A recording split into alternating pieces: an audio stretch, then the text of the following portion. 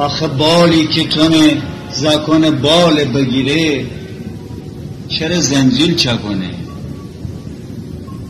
آخه مردی که تونه مردم حال بگیره چرا دستاق بکنه؟ آخه مردی که تونه مردم هم را بجوشه چرا خن مردم خون فروشه؟ آخه مردی که بتونه ماده گرگ بدوشه چرا خن آدمی زاده بکشه؟ آخه دازی که تونه جنگل آباده کنه چرا خن سر ببینه؟ آخه دستی که تونه انسان آزاده کنه چرا خن دم بتینه؟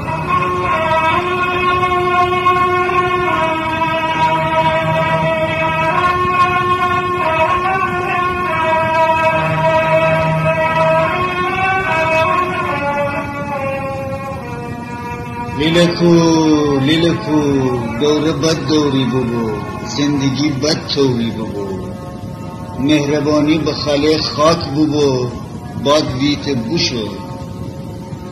او زمانه همه پیران زمانه وگرست، مردم دین وگرست، مردم ایمان وگرست.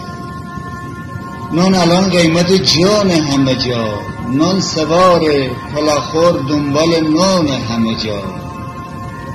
خنده ده معنای شاده ندانه، عشق مهمان زیاده ای روزان.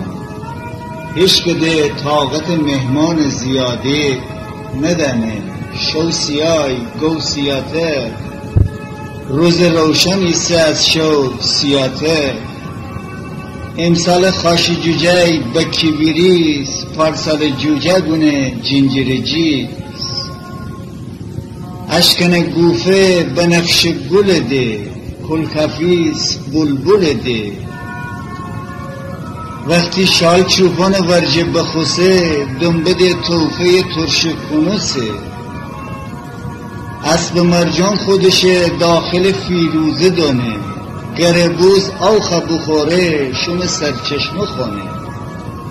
کل شعبان ده کمی از کر رمضان نکنه، خره به خش بکنه سگ به وش بکنه. خرخنی کار بکنه یابو نشخار بکنه. آخ که خرسن نره سرسن نره الان لیلکو، وای که یارسن نره مارسن نره الان لیلکو.